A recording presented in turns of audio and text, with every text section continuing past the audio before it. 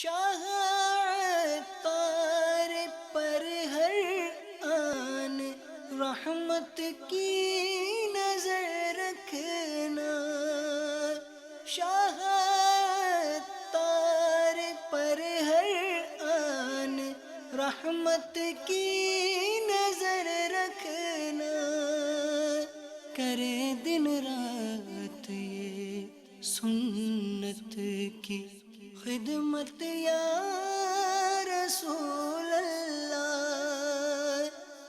الحمد لله رب العالمين والصلاة والسلام على سيد المرسلين أما بعد فأعوذ بالله من الشيطان الرجيم بسم الله الرحمن الرحيم الصلاة والسلام عليك يا رسول الله وعلى آلك وأصحابك يا حبيب الله الصلاة والسلام عليك يا نبي الله وعلى آلك وأصحابك يا نور الله۔ میٹھے میٹھے اسلامی بھائیوں اور اسلامی بہنوں، الحمدللہ عز و جل خالق کائنات جل جلالہ کی زمین پر عشق رسول صلی اللہ تعالی علیہ وآلہ وسلم کا مدنی جام تقسیم کرنے والے ایسے مرد کامل اب بھی موجود ہیں جو فیشن کی آفت میں گرفتار لوگوں کو پیارے مصطفیٰ صلی اللہ تعالی علیہ وآلہ وسلم کی سنت کریمہ کا اسیر بنانے کے خواہاں ہیں۔ یہ اللہ عز و جل کا خاص کرم ہے کہ اس نے ہمیں اس پرفتن دور میں تبلیغ قرآن و سنت کی عالمگیر غیر سیاسی تحریک دعوت اسلامی کا مدنی ماحول اور شیخ طریقت امیر اہل سنت ابو بلال حضرت علامہ مولانا محمد الیاس عطار قادری رضوی دامت برکاتہم العالیہ جیسے ولی کامل کی صحبت باثر سے نوازا۔ یقیناً امیر اہل سنت دامت برکاتہم العالیہ ان عظیم ہستیوں میں سے ایک ہیں جن کی مخلصانہ جد و جہد کی برکت سے ہزاروں نہیں بلکہ لاکھوں مسلمان بالخصوص نوجوان برائیوں سے تائب ہو کے نیکیوں کی راہ پر گامزن ہو چکے ہیں۔ الحمدللہ عز و جل بلا مبالغہ امیر اہل سنت دامت برکاتہم العالیہ نے اپنے سنتوں پر بیانات کے ذریعے لاکھوں مسلمانوں کے دلوں میں مدنی انقلاب برپا کر دیا۔ الحمدللہ عز و جل مکتبۃ المدینہ ان بیانات کو آپ تک پہنچانے کی سعادت حاصل کر رہا ہے، لہذا تمام اسلامی بھائی اور اسلامی بہنیں اس بیان کو توجہ کے ساتھ سماعت فرمائیں۔ اعوذ باللہ من الشیطان الرجیم بسم اللہ الرحمن الرحیم تبارک الذی بیدہ الملک وهو على كل شيء قدیر الذي خلق الموت والحياة ليبلوكم أيكم أحسن عملا وهو العزيز الغفور الذي خلق 7 سماوات طباقا ما ترى في خلق الرحمن من تفاوت فارجع البصر هل ترى من فطور الله رب العالمين صدق الله العظيم سبحان الله ما شاء الله صلی اللہ علیہ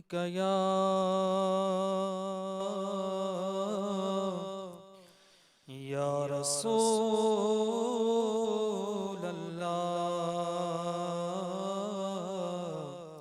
وسلم علیک یا حبیب اللہ۔ مٹتے ہیں جہاں بھر کے عالم مدینے میں، مٹتے ہیں جہاں بھر کے عالم مدینے میں، بگڑے ہوئے بنتے ہیں، بگڑے ہوئے بنتے ہیں، سب کام مدینے میں، بگڑے ہوئے بنتے ہیں، سب کام مدینے میں۔ آقا کی عنایت تو ہے ہر گام مدینے میں، آقا کی عنایت ہے ہر گام مدینے میں، جا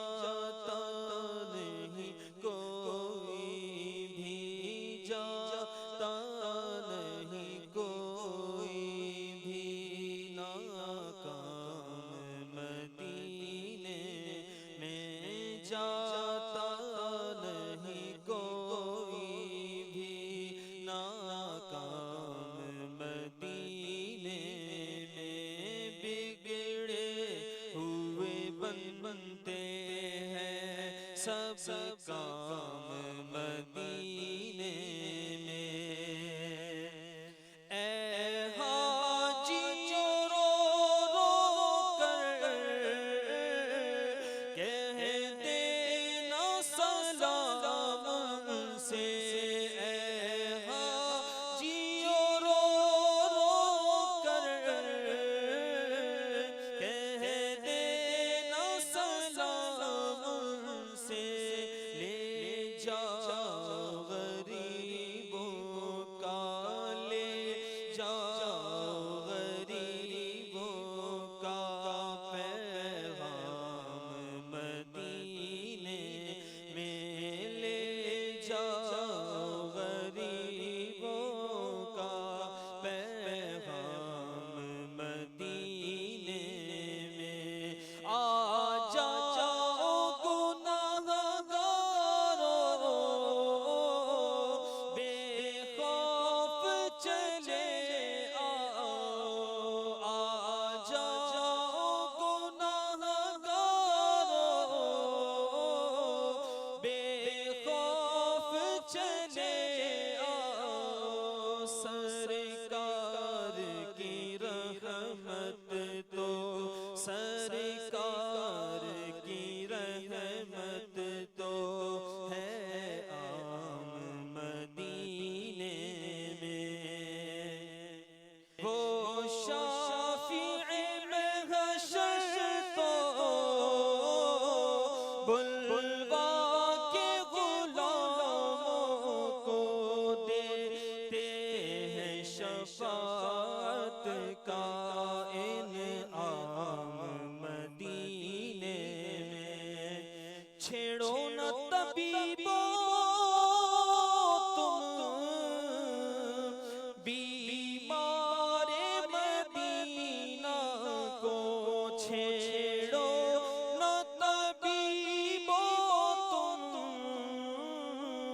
بیمار مدینہ کو اس کو تو ملے گا بس اس کو تو ملے گا بس آرام مدینے میں اے کاش کہ رو رو کر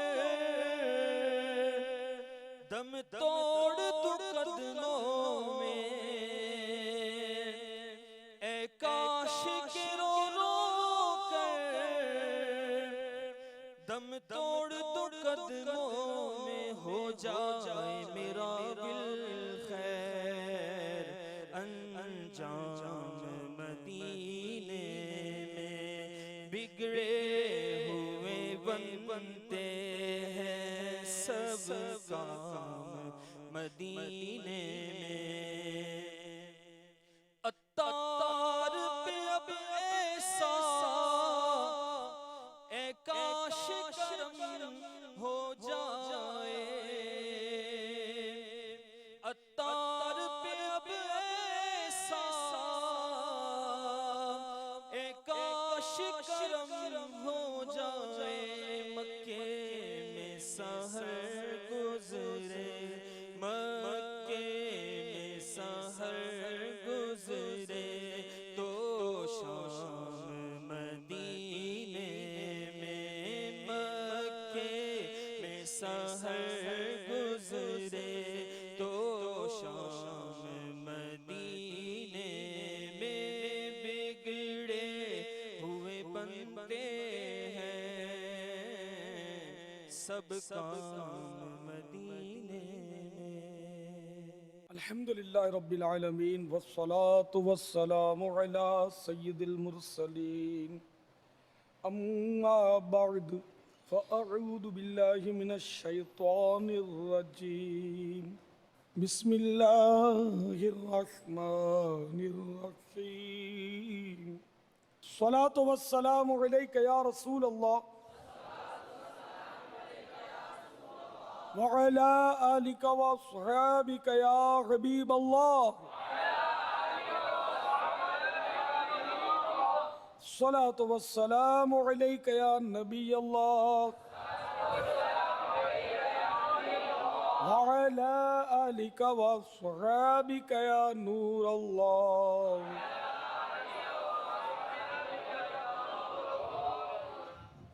پیارے پیارے اسلامی بھائیوں، اولیاء کرام آتے ہی رہے ہیں اور آتے بھی رہیں گے کہ ولایت کا دروازہ بند نہیں ہوا، نبوت کا دروازہ بند ہے اور وہ نہیں کھلے گا.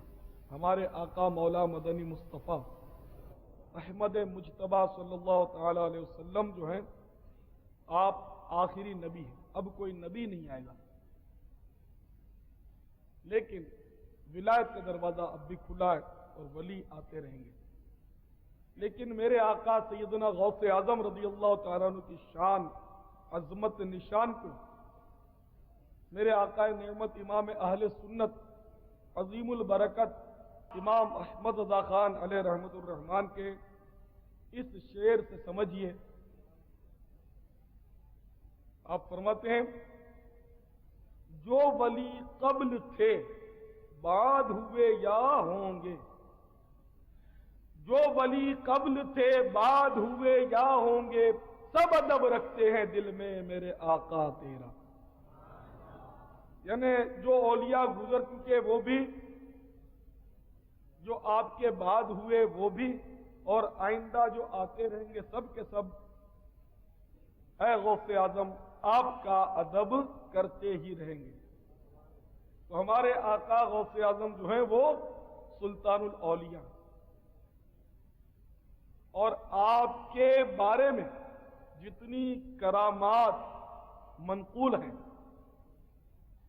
اتنی کرامات کسی ولی سے منقول نہیں. اتنی کرامتیں آپ سے ظہور پذیر ہوئی ہیں، بلکہ آپ کی آمد ہی کرامت سے کم نہیں.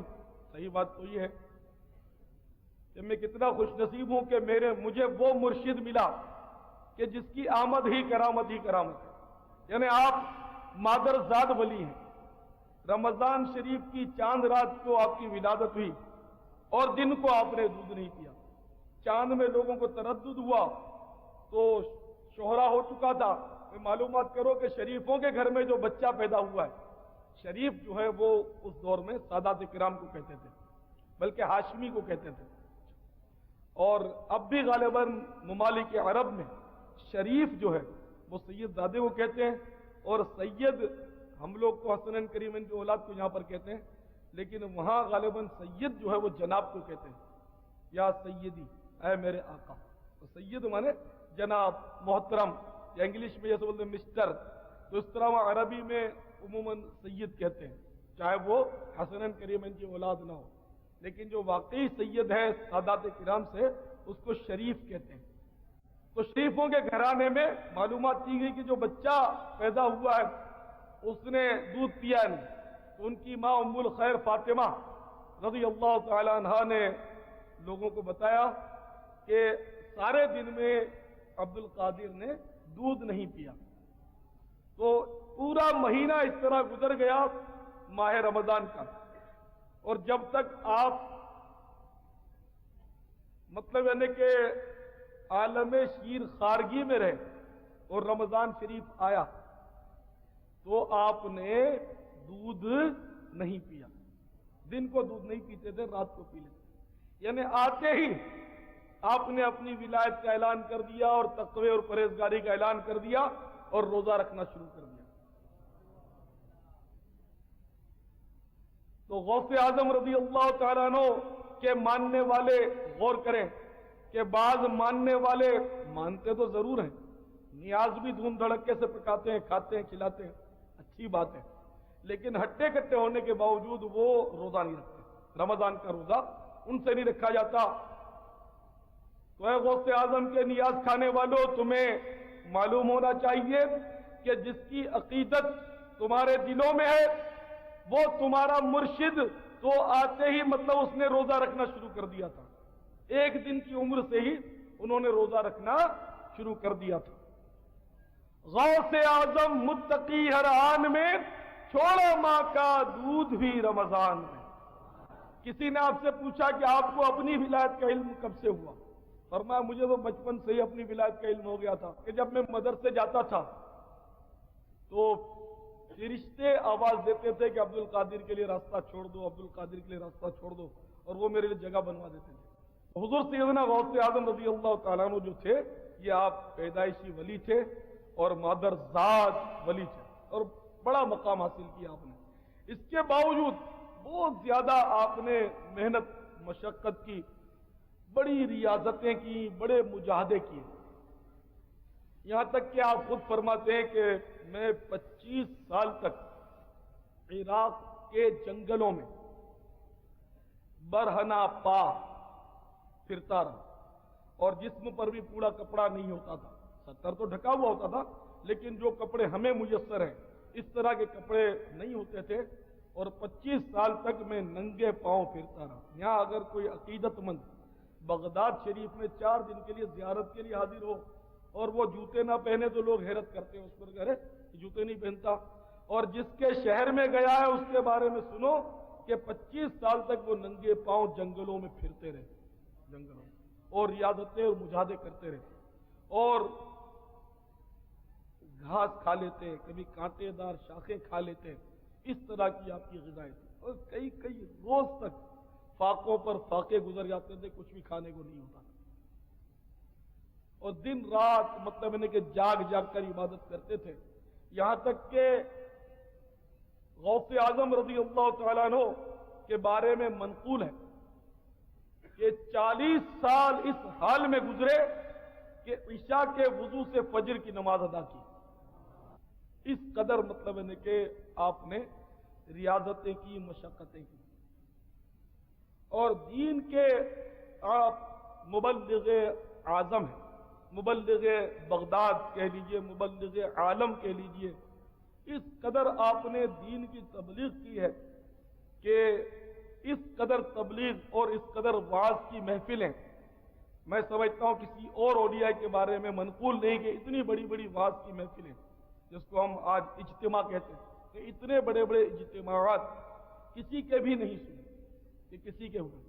آپ فارسی بولا کرتے تھے، آپ کی زبان جو تھی وہ فارسی تھی، عجمی تھے، عربی نہیں تھے، لیکن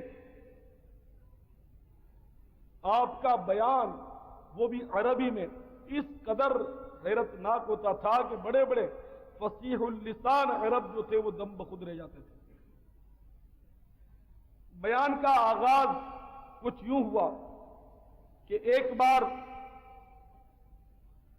اللہ کے محبوب صلی اللہ تعالی علیہ وسلم خواب میں جلوہ آرا ہوئے اور فرمایا عبد القادر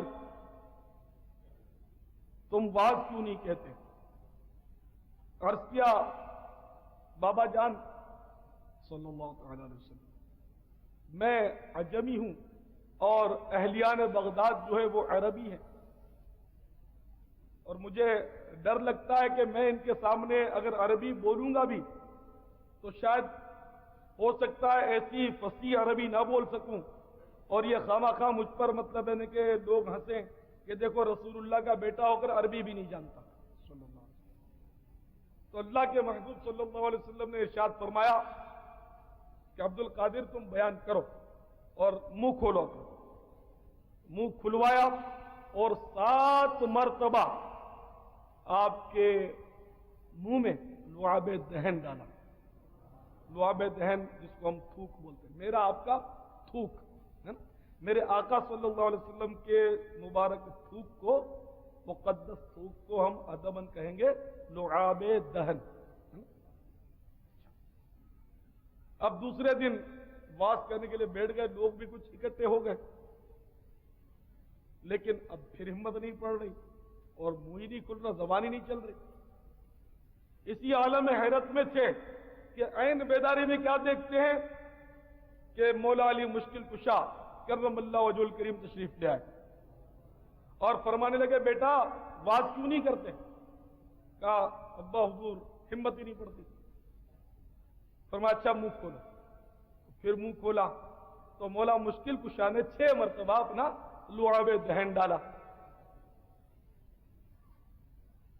تو عرض کیا سرکار نے تو 7 مرتبہ ڈالا تھا، آپ نے 6 مرتبہ کیوں ڈالا؟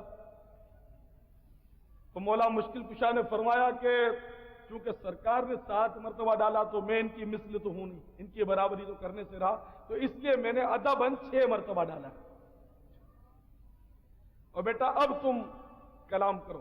چنانچہ حضور غوث اعظم رضی اللہ تعالیٰ عنہ نے بیان کیا۔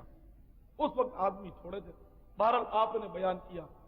بس وہ پہلا جو اجتماع ہوا تھا بغداد شریف میں، اس کا تہلکہ پڑ گیا پورے بغداد میں۔ اتنا لوگوں پر اثر ہوا، اتنا ہوا کہ ہر طرف شورا ہو گیا کہ شیخ عبد القادر جیلانی تو بہت پائے کے مقرر ہیں اور بڑے زبردست مبلغ ہیں۔ چنانچہ پھر دوبارہ جب باز ہوا تو پبلک بڑھ گئی۔ اب اس طرح بڑھتی چلی گئی یہاں تک کہ 70 ہزار کا اجتماع ہونے لگ گیا۔ اچھا، اب ان دنوں میں لاؤڈ اسپیکر کا انتظام تو ہوتا نہیں تھا۔ اب تو مطلب ہے کہ 35 آدمی بیٹھے ہوتے ہیں اور مقرر لاؤڈ اسپیکر پر لگا ہوا ہوتا ہے نا، لیکن وہ تو 70 ہزار کا مجمع اور اسپیکر نہیں۔ تو اللہ تعالیٰ نے حضور سیدنا غوث اعظم رضی اللہ تعالیٰ عنہ کی آواز میں وہ تاثیر پیدا فرما دی کہ آپ کی آواز بغیر کسی سائنسی آلے کی محتاجی کے، جس طرح پہلا آدمی سن رہا تھا اس طرح آخر کا آدمی بھی سن لیتا تھا۔ یعنی آپ کی آواز پوری مطلب ہے کہ پورے اجتماع میں یکساں سنائی دیتی تھی، اور کوئی اسپیکر کی گڑبڑ والے مسئلے بھی نہیں ہوتے تھے۔ ابھی بجلی فیل ہو جائے تو میری آواز ختم، تو پیچھے والے اونچے ہو کر بیچارے دیکھیں گے اور اونچے نیچے ہو۔ اچھا، بلکہ مجھے کہنے دیجئے کہ ظاہری طور پر تو 70 ہزار کا اجتماع سنتا تھا، لیکن باطنی طور پر دنیا کے کونے کونے میں اولیاء کرام آپ کے وعظ کو سنتے تھے۔ اس کے بھی کئی دلائل ہیں، اس کی روایتیں ملتی ہیں کہ اولیاء کرام اپنے اپنے آستانوں پر مریدوں کو جمع کر کے حضور غوث پاک کا وعظ سنتے تھے۔ یہ روایتیں میں نے پڑھی ہیں۔ اولیاء کرام دنیا کے کونے کونے میں ان کا وعظ سنتے تھے۔ اب سائنسی کنیکشن کے ذریعے جیسے کہ بیان ریلے ہوتا ہے مکہ مکرمہ سے مدینہ طیبہ سے، جب میں شرف یاب ہوتا ہوں وہاں کی زیارت سے، تو آپ بھائیوں کی خدمت میں کچھ نہ کچھ مجھے بیان کرنے کا موقع ملتا ہے، اور وہاں سے بیان ریلے ہوتا ہے ٹیلی فون پر، آپ کو پتا ہوگا، ہزاروں بھائیوں کو پتا ہے۔ تو حضور کو ہمارا سائنسی کنیکشن کے ذریعے بیان ریلے ہوتا ہے، تو اللہ کے ولیوں کے سردار غوث اعظم رضی اللہ تعالیٰ عنہ کا بیان جو تھا وہ روحانی کنیکشن کے ذریعے دنیا کے کونے کونے میں ریلے ہوتا تھا۔ اللہ، سائنسی کنیکشن کو ویسے فوراً لوگ مان لیتے، میری آواز آپ مدینے سے سنتے ہیں، مکہ شریف سے سنتے، کوئی تعجب نہیں کرتا، فوراً تسلیم کر لیتا، حالانکہ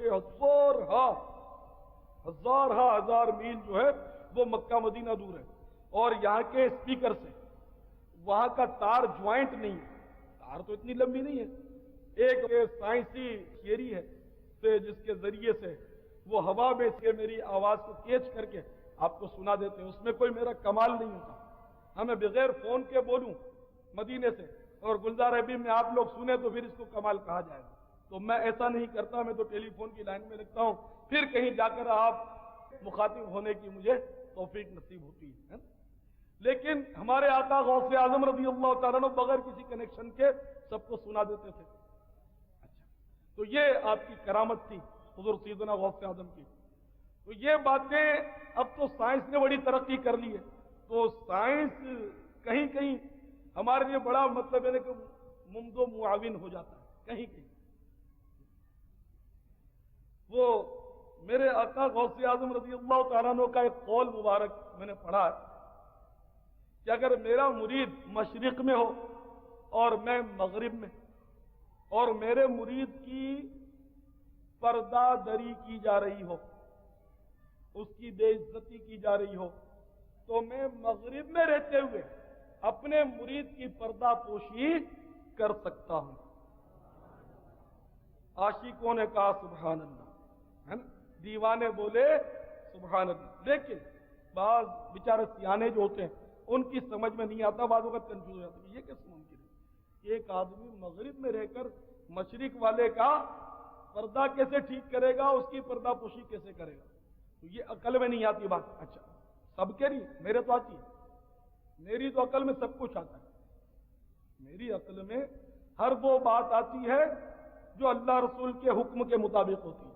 پھر میں نہیں سوچتا، میری عادت ہی نہیں سوچنا اس معاملے میں، سمجھے؟ کیونکہ میں نے تو یہ گرے سے باندھ لیا ہے کہ عقل کو تنقید سے فرصت نہیں، عشق پر اعمال کی بنیاد رکھ۔ عشق پر اعمال کی جب بنیاد رکھی تو عقل کے گھوڑے جو تھے وہ بھاگ گئے، میدان چھوڑ گئے، ٹھیک ہے نا؟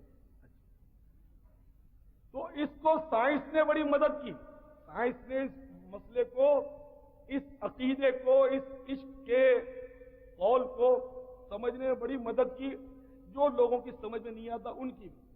وہ یوں کہ آپ کو معلوم ہوگا کہ غالباً 69 میں 69 سنے عیسوی میں 3 انسان جو تھے وہ چاند پر پہنچ گئے، اس کے ذریعے، راکٹ کے ذریعے، ان کے جو بھی جس طرح بھی سائنسی آلات کے ذریعے وہ چاند پر اتر گئے۔ اخباروں میں یہ خبریں چھپی تھی، اب اللہ بہتر جانے وہ واقعی چاند پر پہنچے یا نہیں پہنچے۔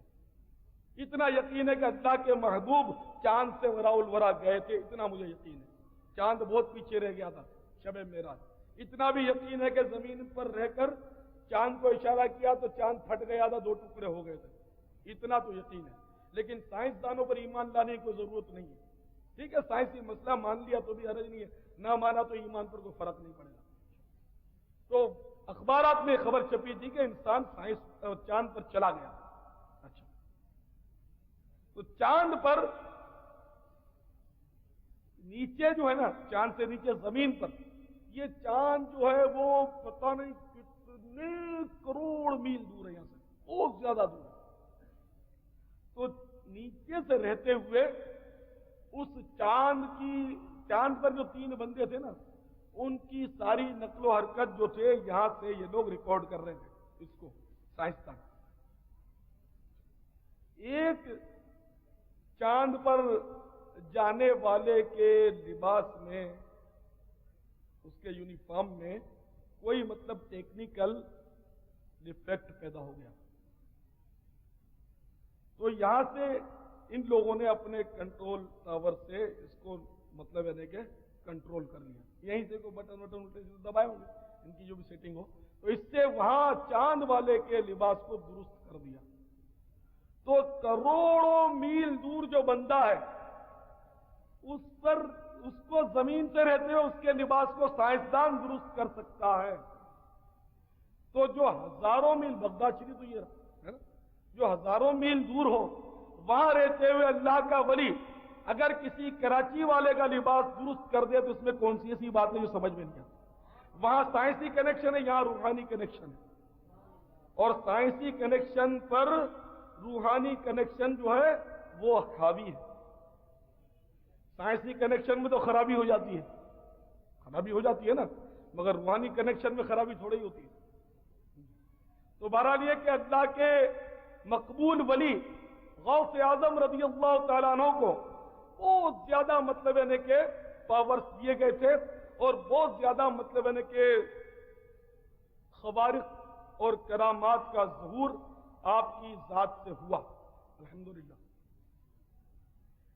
تو آپ کے بیان اور مواعظ کا میں عرض کر رہا تھا کہ آپ کے اجتماع بہت زیادہ کثیر ہوتے تھے، اور اس قدر پر اثر ہوتے تھے، اس قدر پر اثر ہوتے تھے کہ اولیاء کرام سے ہی منقول ہے کہ کوئی ایسی مجلس نہ ہوتی تھی، کوئی ایسا اجتماع آپ کا نہ ہوتا تھا کہ جن میں کچھ نہ کچھ یہود و نصارا مسلمان نہ ہو جائے، اور فساق و فجار کی تو کوئی تعداد نہیں تھی، اتنے اس بیان میں توبہ کر لیتے تھے۔ اور عموماً ہر مجلس میں، ہر اجتماع میں 2-3 جنازے اٹھتے تھے، لوگ اپنے کپڑے پھاڑ دیتے تھے اور وہاں سے مجلس میں سے جنازے اٹھتے تھے۔ یہاں تک کہ ایک بار کچھ اجتماع میں لوگوں میں سستی پائی گئی، کہ توجہ نہیں تھی، ذرا سستی پائی گئی، بے کیفیت سی تھی، تو حضور غوث اعظم رضی اللہ تعالیٰ کو جلال آیا، اور آپ نے عربی میں 2 اشعار پڑھے، 2 اشعار، بس اشعار کا پڑھنا تھا، اور پبلک جو تھی اس میں ایک جان بلند ہوا، چیخ و پکار مچی، اور اتنا مطلب لوگوں پر حال طاری ہوا کہ اس میں سے بھی دو تین آدمیوں نے دم توڑ دیا۔ آپ حضور غوث اعظم رضی اللہ تعالیٰ عنہ کے اجتماعات کا حال پڑھیں مستند کتابوں میں تو آپ کو پتا چلے گا کہ ان کے تو کوئی اجتماع ایسا نہیں ہوتا تھا کہ اس سے جنازے نہ اٹھے۔ بے ہوش تو نہ جانے کتنے لوگ ہو جاتے تھے، بہت سارے لوگ آپ کے اجتماع میں بے ہوش ہو جاتے تھے۔ مثلا ایک مرتبہ آپ کے واعظ میں 100 علماء بغداد آئے آپ کی خدمت میں، آپ کے واعظ میں 100 بغداد کے علماء آئے چیک کرنے کے لیے، کیونکہ یہ حقیقت ہے کہ جو بھی اہل حق ہوتے ہیں اور جنہوں نے بھی دین کی خدمت کا بیڑا اٹھایا جب بھی، تو ان کی مخالفت کی گئی، غوث پاک کی مخالفت بھی ہوئی، تو ان کے بھی کچھ لوگ مخالف ضرور تھے۔ 100 کے 100 علماء نے اپنے اپنے ذہن میں ایک ایک سوال وہ منتخب کیا تھا کہ میں یہ سوال کروں گا، میں یہ سوال کروں گا، میں یہ سوال کروں گا، دیکھو یہ کیا جواب دیتے ہیں، تو پتا تو چلے کہ مطلب یہ کتنے مبلغ ہیں۔ تو یہ آ گئے حضور غوث پاک رضی اللہ تعالیٰ عنہ، تو آپ کو پتا ہے روشن ضمیر سے دل کے حال جانتے تھے، پتا چل گیا کہ یہ 100 مولانا آئے ہوئے ہیں امتحان کرنے کے لیے۔ تو آپ نے ان کو دیکھتے ہی اپنے سر اقدس کو جھکا لیا، مراقبہ کیا۔ جیسے ہی آپ نے سر مبارک کو جھکایا، آپ کے سینہ اقدس سے ایک نور کی شعاع نکلی، اور جس نے دیکھا جس کو اللہ نے دکھا دیکھا کہ یہ چیزیں سب کو نظر نہیں آتی، اور وہ شعاع گزرتے گزرتے، وہ نور کی کرن جو تھی، لائٹ جو تھی، وہ گزرتے گزرتے ان 100 کے 100 علماء کے سینے سے ٹکرائی، سب کے سینے سے وہ گزرتی گئی۔ اب جس کے سینے سے وہ شعاع گزرتی وہ تو حیران اور مضطر ہو جاتا، تو اس طرح مطلب ان پر ایک جذب کی سی، ان پر کیفیت طاری ہوئی، اور اب سب کے سب لگے چلا رہے، چیخ و پکار انہوں نے مچا دی، اور اس قدر ہیجان بڑھا ان کے اندر، ان سب نے کپڑے اپنے پھاڑنے شروع کر دیے وجد کے عالم میں، اور امامہ بھی سر سے اتار دیا اور بالکل ننگے سر ہو گئے، اور پھر اسی طرح روتے ہوئے، چلاتے ہوئے، تڑپتے ہوئے سب کے سب میرے آقا، میرے مرشد غوث اعظم کے قدموں میں گر گئے۔ اب یہ کہ جو مطلب اپنے آپ کو بھول کر وجد میں آ کر چلائے، چیخے، اگر یہاں کوئی زور سے یا رسول اللہ کہہ دیتا ہے، یا کوئی کسی کے رونے کی آواز بلند ہو جاتی ہے، تو بعض لوگ مطلب اس پر ہنستے ہیں، بعض ایسے آتے ہیں مطلب جو تنقید کرتے ہیں، ان کو مطلب اس بات کو سمجھ لینا چاہیے، نہ کسی کے رقص پہ طنز کر، نہ کسی کے غم کا مذاق اڑا، جسے چاہے جیسے نواز دے، یہ مزاج عشق رسول ہے۔ جو مطلب ہے کہ نقلی طور پر اس طرح حرکتیں کرتا ہے کہ لوگوں کو دکھائے اور ریاکاری اس کی نیت ہے، وہ گناہگار ہے، میں اس کی بات نہیں کر رہا، لیکن جو اپنے آپ پہ نہیں ہے، جس کو کنٹرول نہیں ہے، قابو نہیں ہے، اب اس کا تو کوئی علاج ہی نہیں، تو اس پر تنقید کرنا اپنی آخرت کو داؤ پر لگانا نہیں ہے تو کیا ہے؟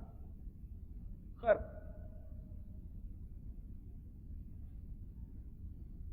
پھر میرے آقا، میرے مرشد غوث اعظم رضی اللہ تعالیٰ عنہ نے ان سب علماء کو باری باری اپنے سینے پاک سے لگایا، اپنے سینے سے لگایا، اور سینے سے لگاتے جاتے اور فرماتے کہ سن، تیرا سوال یہ ہے، اس کا جواب یہ۔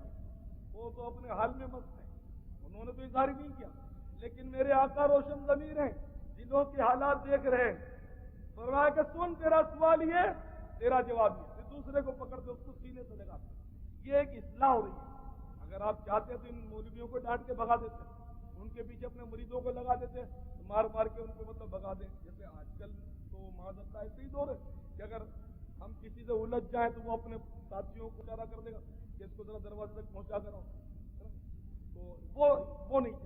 امام ہمارے آقا جو تھے وہ تو مبلغ تھے، اور مبلغ ایسا نہیں ہوتا، جس کو دین کا درد ہوتا ہے وہ اپنے مد مقابل وہ مطلب یعنی کہ ذلیل نہیں کرتا بلکہ ان کی اصلاح کرتا ہے۔ تو میرے آقا غوث اعظم رضی اللہ تعالیٰ عنہ نے اپنی کرامات سے ان کو مطلب مات کیا اور ایک ایک کو سینے سے لگاتے گئے، اس کا سوال بتاتے گئے، اس کو جواب بھی سناتے گئے۔ تو جب یہ اجتماع ختم ہو گیا تو کسی نے ان علماء سے پوچھا کہ تم لوگوں کو کیا ہو گیا تھا، تم لوگوں کو کیا ہو گیا تھا؟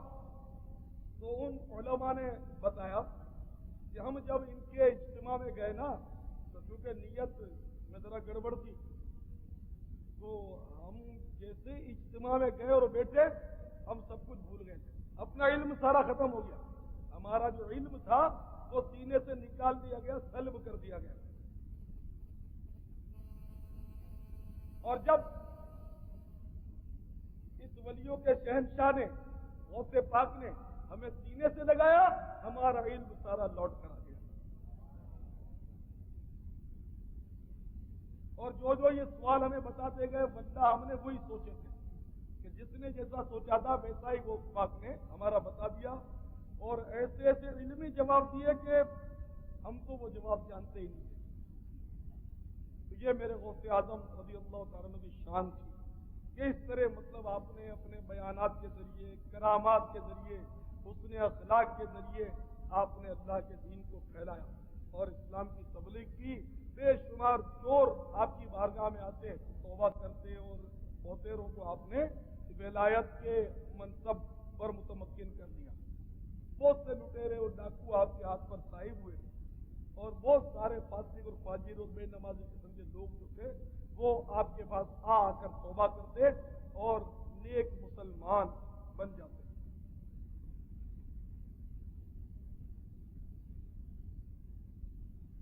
ایک مرتبہ ایک نوجوان آپ کی خدمت میں حاضر ہوتا ہے اور عرض کرتا ہے کہ حضور میرے والد کا انتقال ہو چکا ہے، کل رات میں نے اپنے ابا جان کو خواب میں دیکھا تو میرے ابا جان نے مجھ سے کہا کہ مجھے قبر میں عذاب ہو رہا ہے، تو سیدنا شیخ عبد القادر جیلانی رضی اللہ تعالیٰ عنہ کی خدمت باعظمت میں جا اور ان سے دعا کی درخواست کر کے وہ میرے لیے دعا کریں۔ تو حضور میں آیا ہوں اس واسطے کہ آپ میرے مرحوم ابا جان کے لیے دعا فرما دیں۔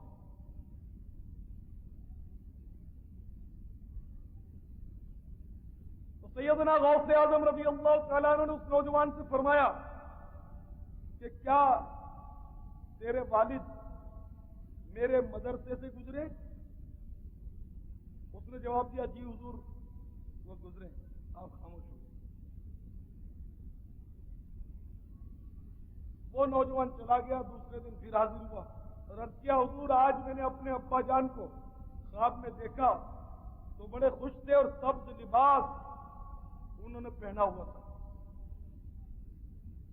اور مجھے بتایا کہ شیخ عبد القادر جیلانی کی برکت سے مجھ سے عذاب بھی دور کر دیا گیا ہے اور یہ جنت کا سبز لباس بھی پہنا دیا گیا ہے۔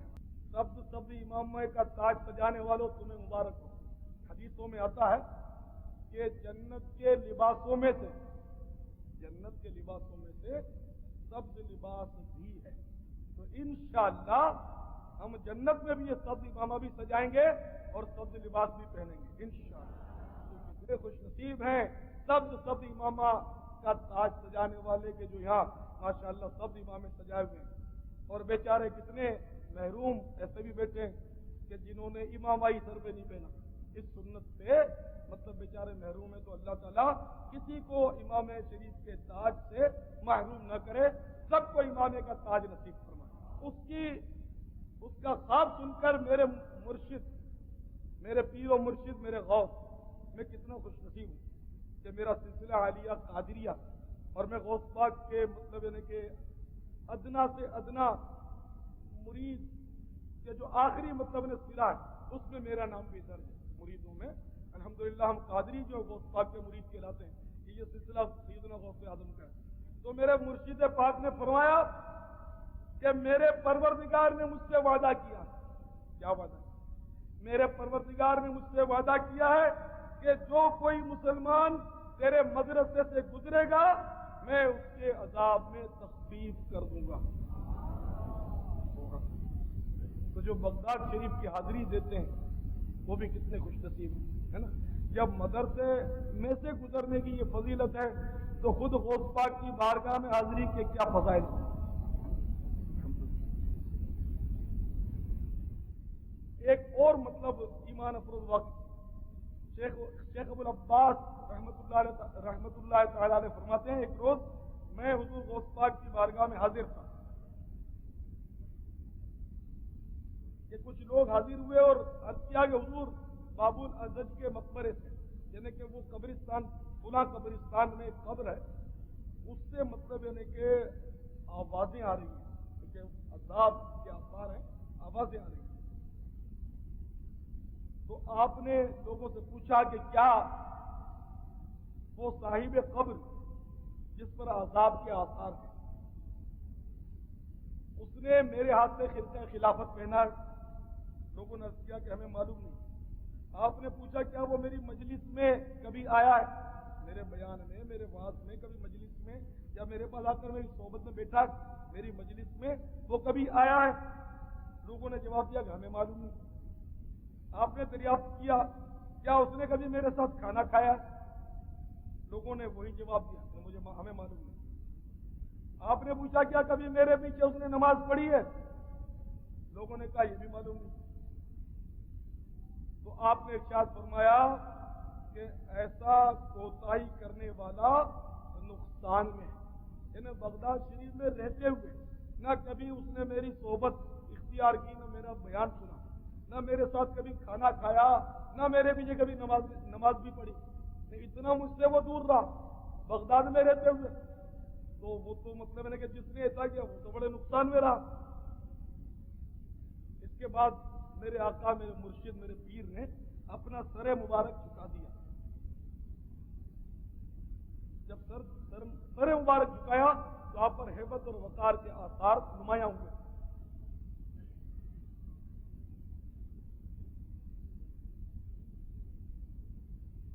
اور پھر آپ نے سر مبارک اٹھایا تو آپ نے فرمایا کہ ابھی فرشتوں نے مجھے بتایا کہ اس شخص نے ایک بار آپ کو دیکھا ضرور ہے، آپ کی ایک بار زیارت کی ہے اور آپ سے اس کو عقیدت کی، اور اس عقیدت کی وجہ سے اللہ تعالیٰ نے اس پر رحم فرما دیا.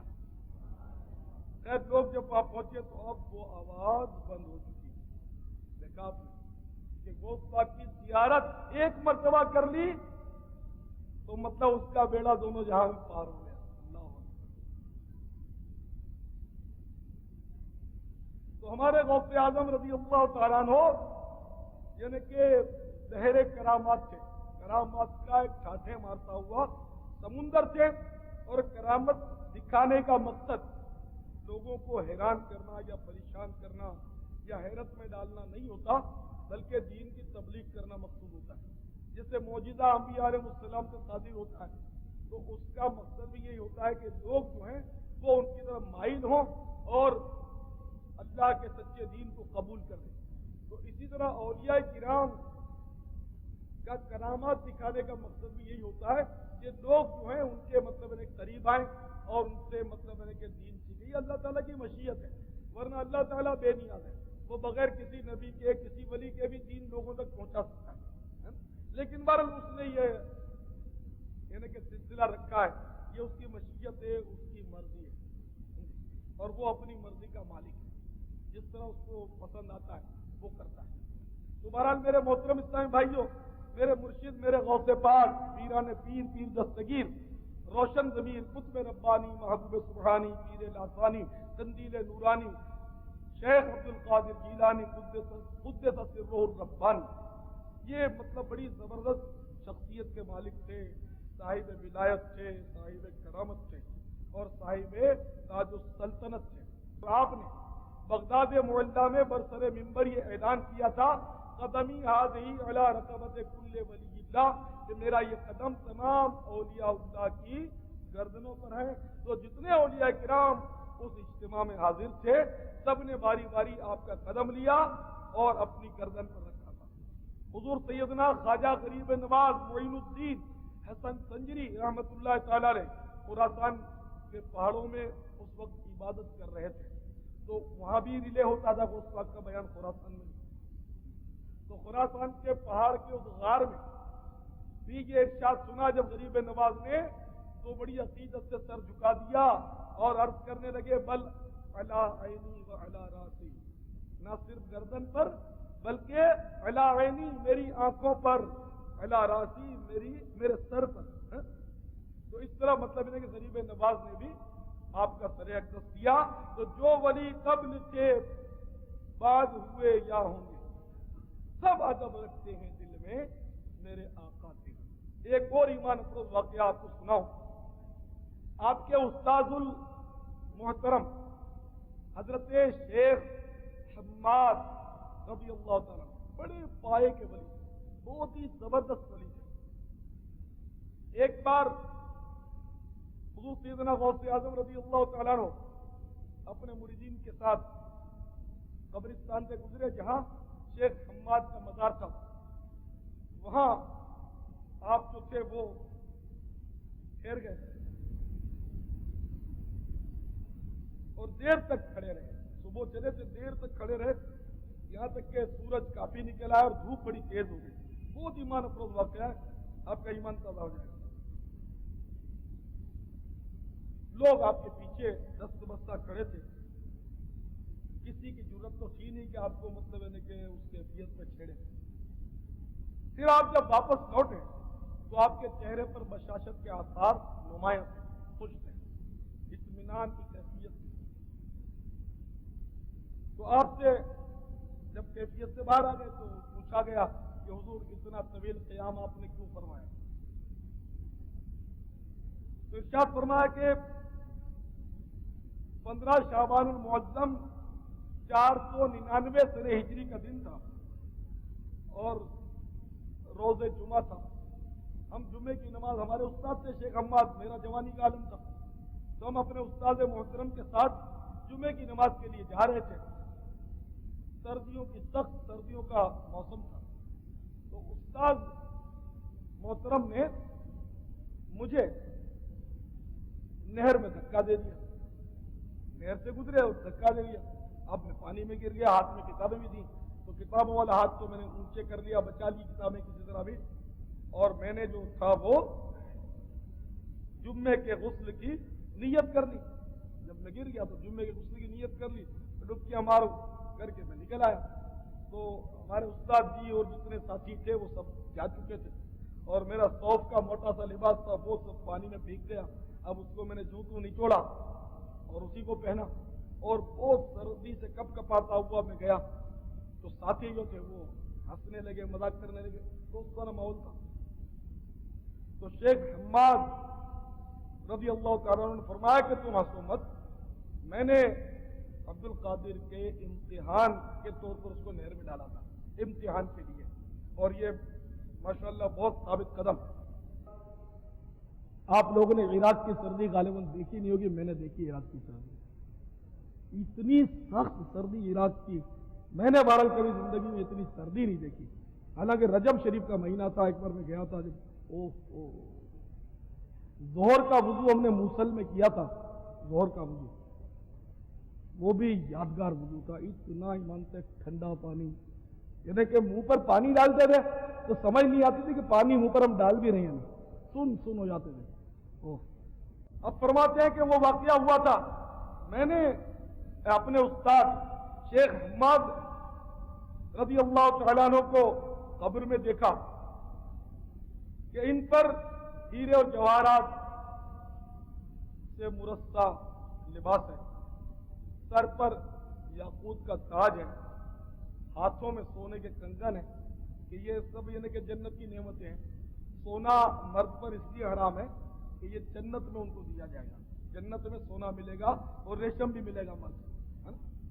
یہاں پرہیز کر لیجئے، وہاں ملے گا. یہاں جو سونے کے لوکٹ اور زنجیریں پہنتے ہیں نا، سونے کی انگوٹھیاں چڑھا لیتے ہیں مرد، تو ان بھائیوں کو سوچنا چاہیے کہ حدیث پاک میں آتا ہے، ترمذی شریف کی حدیث ہے کہ جو مرد سونے کا زیور اپنے جسم پر پہنے گا مرنے کے بعد وہ آگ بنا دیا جائے گا. تو ابھی یہ سونے کی زنجیریں اتار دو، بلکہ امیٹیشن زنجیریں بھی نہیں پہن سکتے. کسی بھی دھات کی زنجیر مرد نہیں پہن سکتا، صرف چاندی کی انگوٹھی، وہ بھی ایک. مرد کے لیے چاندی کی ایک انگوٹھی جائز ہے. وہ بھی کیسے؟ غور سے سنو. چاندی کی ایک انگوٹھی جس کا وزن 4.5 ماشے سے کم ہو، پورے بھی نہ ہو، 4.5 ماشے سے کم ہونا ضروری ہے. 4.25 ماشے ہو، 4 ہو، 3 ہو، 2.5 ہو، 3.5 ہو، جو بھی 4.5 ماشے سے کم وزن چاندی. اس میں ایک نگ ہونا چاہیے. نگ کا وزن چاہے کتنا ہی ہو اس کی قید نہیں. ایک نگ ہو، ایک سے زیادہ نگ نہ ہو، بغیر نگ کی بھی نہ ہو، ایک نگ ہونا چاہیے. تو صرف یہ انگوٹھی پہن سکتا ہے مرد. اس کے علاوہ اور کسی دھات کی انگوٹھی نہیں پہن سکتے. چاندی کی بھی ایک سے زیادہ نہیں پہن سکتے. آپ بولیں کہ 2 ماشے کی 2 بنا لی، 4.5 سے کم 2 نہیں چلے گی. چاندی کا چھلا بھی نہیں چلے گا، لوہے کا چھلا بھی نہیں چلے گا. یہ طرح طرح کے لوہے کے اور چھلے لوگ پہنتے ہیں، پوچھتے ہیں، بولتے ہیں مدینے سے آیا ہے. تو بھائی اس کے پہننے کا حکم بھی مدینے سے آیا یا نہیں؟ مدینے والے نے پہننے کی اجازت بھی دی یا نہیں؟ یہ تو پوچھو. ہم حج کے سفینے میں تھے نا، ابھی حج کے سفینے میں، تو حج کے سفینے میں یار لوگوں نے رنگین ٹی وی بھی اٹھائے تھے. تو آپ کہیں گے جی مدینے سے ٹی وی آیا، اس میں تو ڈرامہ دیکھنا چاہیے. معاذ اللہ، ایسا نہیں ہے نا. تو وہاں کا کہہ کر پہننا یہ تو زیادہ جرم ہوا کہ ان کا حکم اس قدر ٹھکرا رہے ہو کہ وہاں کا پہن لیتے ہو. وہاں کا تو بالکل ہی مطلب وہاں سے تو اور بھی بچنا چاہیے گناہ کی چیزوں سے، ہے نا. چھلا بھی پہننا یہ جائز. تو بہرحال وہ قبر میں تو ٹھیک ہے، قیامت وہ جنت میں ٹھیک ہے، وہ تو سونا ملے گا ہی ملے گا، ریشم بھی ملے گا مرد کو. اچھا، تو وہ سونے کے کنگن بھی ہاتھ میں پہنے ہوئے تھے، پاؤں میں سونے کے پاپوش تھے، نالین سونے کے تھے.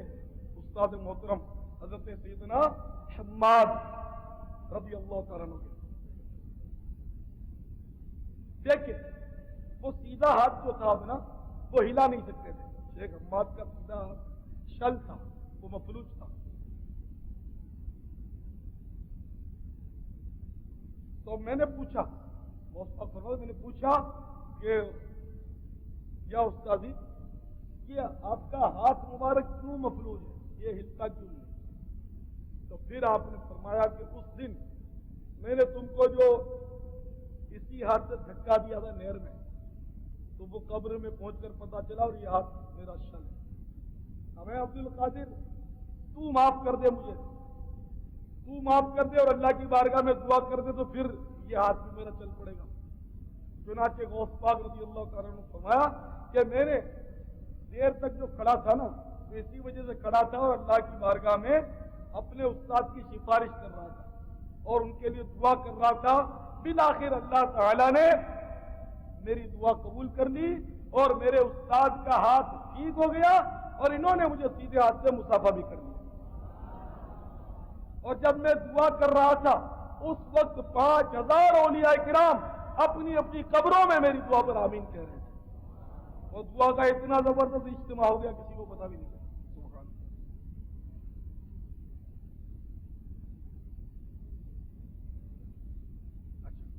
اب یہ قصہ جب لوگوں کو پتا چلا تو یہ بات تو پھیل گئی. اور شیخ حماد سائے کے ولی بہت بڑے ولی تھے اور غوث پاک کے استاد بھی تھے. لیکن یہ ضروری نہیں کہ استاد شاگرد سے افضل ہی افضل ہو، شاگرد بھی افضل ہو سکتا ہے، لیکن وہ بھی اپنی جگہ بہت بڑے باکرامت ولی تھے. اب یہ بات پھیلتے پھیلتے شیخ حماد کے مریدوں تک پہنچی. اب مریدوں کو ذرا ناگوار گزرا کہ یار یہ تو اپنے پیر صاحب کے بارے میں ایسی یہ لوگ باتیں کر رہے ہیں، یہ تو سمجھ میں نہیں آتا. ہمارے پیر صاحب تو بہت پاورفل تھے اور غوث پاک کے بھی استاد تھے، یہ کیا سارا معاملہ ہے. چنانچہ کافی لوگ جو تھے مریدین وہ غوث پاک کے آستانے پر پہنچ گئے تاکہ غوث پاک سے مطلب یعنی کہ اس واقعے کو دریافت کریں. اتنے میں جب یہ پہنچے تو ان سب پر ہیبت داری ہو گئی. اب کسی کی ضرورت نہیں کہ غوث پاک کو پوچھے کہ یہ کیا مسئلہ ہے. تو پھر آپس میں مشورہ ہوا اور 2 بزرگوں کو انہوں نے اپنا مطلب یعنی کہ نمائندہ چنا.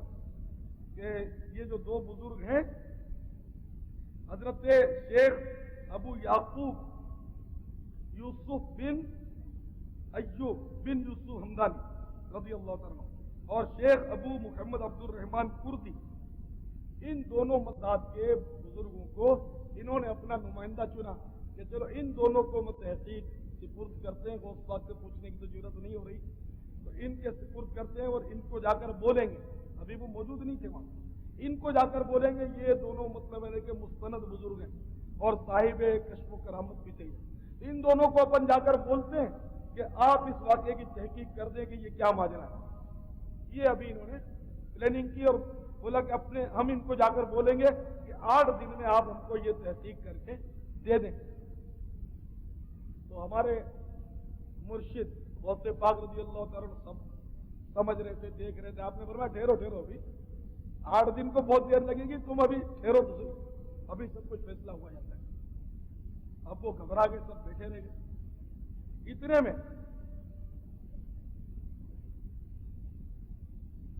شیخ یوسف ننگے پاؤں توڑتے ہوئے بے تابانہ میرے مرشد کے آستانے کی طرف بڑھے چلے آ رہے ہیں اور آستانے میں داخل ہوئے اور سلام عرض کیا اور کہنے لگے کہ بڑا عجیب واقعہ ہو گیا، ابھی ابھی میں اپنے گھر میں تھا کہ میں نے اپنے پیر و مرشد شیخ حماد رضی اللہ تعالیٰ کی زیارت کی اور شیخ حماد نے مجھے حکم دیا کہ ابھی ابھی جاؤ شیخ عبد القادر جیلانی کے مدرسے میں اور وہاں مشائخ وغیرہ جمع ہیں، ان سے کہہ دو کہ سیدنا شیخ عبد القادر جیلانی نے جو کچھ خبر دی ہے وہ سب سچ ہے۔ تو میں یہ بتانے آیا، ابھی وہ اپنی بات ختم کرنے بھی نہ پائے تھے کہ شیخ عبد الرحمن بھی دوڑتے ہوئے آ گئے اور انہوں نے بھی یہی بیان کیا کہ ابھی ابھی مجھے اپنے شیخ حضرت شیخ حماد کی زیارت ہوئی ہے اور انہوں نے مجھے حکم دیا کہ جلدی شیخ عبد القادر جیلانی کی بارگاہ میں پہنچو، وہاں بہت سارے لوگ جمع ہیں اور وہاں جا کر کہہ دو کہ شیخ عبد القادر جیلانی نے جو کچھ کہا ہے وہ میرے متعلق وہ سچ کہا۔ اب وہ سارے مریدین جو تھے جن کو نمائندہ بنایا ابھی تو بیٹھے بیٹھے بنایا نمائندہ، وہ نمائندے خود آ کر پہنچ گئے ان کے اور انہوں نے مطلب غوث پاک کی اس مطلب کی بات کی تصدیق کر دی۔ اس پر شیخ حماد رضی اللہ تعالیٰ عنہ کے جتنے مریدین تھے وہ سب نادم ہوئے اور سب نے میرے مرشد غوث پاک سے معافی طلب کی۔ تو اس طرح میرے پیارے اسلامی بھائیوں، الحمدللہ ہماری خوش قسمتی ہے کہ ہمارے آقا، ہمارے شیخ، ہمارے پیر یہ سیدنا غوث اعظم ہے رضی اللہ تعالیٰ عنہ، اور یہ اتنے پاورفل پیر ہیں، اتنے پاورفل پیر ہیں کہ ایک مرتبہ آپ کے ایک مرید کو خواب میں 70 مرتبہ غسل کی حاجت ہو گئی، آپ پریشان ہیں اور ہر بات خواب میں ایک نئی عورت اس کو نظر آتی اور اس کو مطلب ہے کہ غسل فرض ہوتا، بعضوں کو وہ جانتا تھا، بعضوں کو تو جانتا بھی نہیں تھا۔ اب الگ صبح وہ اپنے مرشد کی بارگاہ میں پریشان ہو کر حاضر ہوا تاکہ رات کا واقعہ سنائے اور کچھ علاج طلب کرے، تو وہ تو روشن ضمیر تھے، انہیں بتانے کی ضرورت ہی کیا، اور جیسے اپنے مرید کو دیکھا تو خود ہی فرمانے لگے کہ رات کے واقعے سے گھبراؤ مت، اس سے گھبراؤ مت، میں نے آج رات لوہے محفوظ کی طرف جب دیکھا تو تمہارے نام کے ساتھ فلاں فلاں عورت کے ساتھ زنا کرنا لکھا تھا، تو میں نے اللہ تبارک و تعالیٰ کی بارگاہ میں دعا کی، یا اللہ میرے مرید کی تقدیر سے گناہوں کو بدل دے اور اس کو عیبوں سے بچا لے۔ چنانچہ جو زنا تو بیداری میں کرنے والا تھا 70 عورتوں سے، وہ تیرے ساتھ خواب میں کر دیے گئے، اور اس طرح مطلب تو ان گناہوں سے بچ گیا کہ خواب میں جو کچھ ہوا تو اس سے گناہ نہیں ہوتا ہے نا، تو وہ خواب سے بدل دیے گئے۔ تو ہمارے مرشد ہمارے غوث اتنے الحمدللہ پاورفل تھے. مجھے حد نگاہ تک وسیع نام اعمال دیا گیا ہے جس پر میرے مریدوں کے نام لکھے ہیں اور قیامت تک آنے والے احباب کے مریدوں کے اس میں نام درج ہیں. اور مجھے بشارت دی گئی ہے, خوشخبری دی گئی ہے کہ ان تمام لوگوں کو جو مجھ سے نسبت رکھتے ہیں, میرے مرید ہیں, ان کو بخش دیا گیا ہے. میں نے داروغہ جہنم حضرت مالک علیہ السلام سے پوچھا کیا تمہارے پاس میرے احباب میں سے, میرے مریدوں میں سے بھی کوئی ہے؟ تو اس نے کہا نہیں. مجھے اپنے پروردگار کی قسم کہ میرا ہاتھ اپنے مرید پر ہے اور میں اپنے مرید پر اس طرح چھایا ہوا ہوں جس طرح زمین پر آسمان کا سایہ. مجھے اپنے اللہ جل جلالہ کی عزت کی قسم, اپنے اللہ کے جلال و عزت کی قسم, میرا قدم اس وقت تک جنت میں نہیں, جنت کی طرف نہیں اٹھے گا جب تک میں اپنے سارے مریدوں کو جنت میں داخل نہ کر لوں. مریدوں کو خطرہ نہیں بحر غم سے کہ بیڑے کے ہیں نا خدا غوث اعظم. تیرے ہاتھ میں نے دیا ہے, تیرے ہاتھ ہے لاج یا غوث اعظم. اسیروں کے مشکل کشا غوث اعظم, فقیروں کے حاجت روا غوث اعظم. سروں پر جسے لیتے ہیں تاج والے, تمہارا قدم ہے وہ یا غوث اعظم. قسم ہے کہ مشکل کو مشکل نہ پایا, قسم ہے کہ مشکل کو مشکل نہ پایا. کہا ہم نے جس وقت یا غوث اعظم, اگر میں پیا میری دولت نیا, بچا غوث اعظم, بچا غوث اعظم. کہوں کہے کس سے حسن, کہے کس سے جا کر حسن اپنے دل کی, سنے کون تیرے سوا غوث اعظم. تیرا شکر مولا دیا مدنی ماخا. پاپا یہ تھال رکھتے وقت کیا نیت ہونی چاہیے؟ میں نے وہ دل جوئی کی نیت کی ہوئی ہے. دل جوئی کی نیت. بھائیوں دل جوئی کروں گا.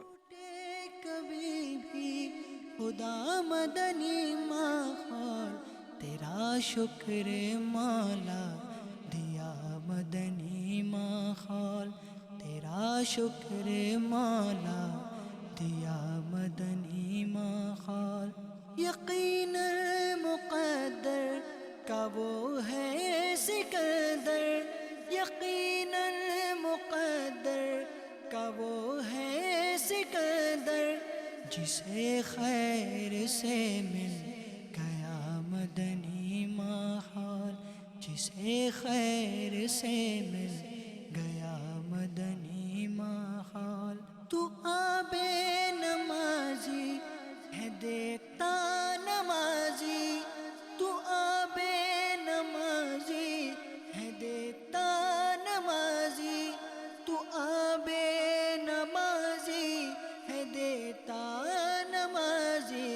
خدا کے کرم سے بنا مدنی ماحول, خدا کے کرم سے بنا مدنی ماحول. قیامت تلک یا الہی سلامت, قیامت تلک یا الہی سلامت, قیامت تلک یا الہی سلامت. رہے تیرے عطار کا مدنی ماحول, رہے تیرے عطار کا مدنی ماحول. شاہ عطار پر ہر آن رحمت کی نظر رکھنا, شاہ عطار پر ہر آن رحمت کی نظر رکھنا. کرے دن رات یہ سنت کی خدمت یا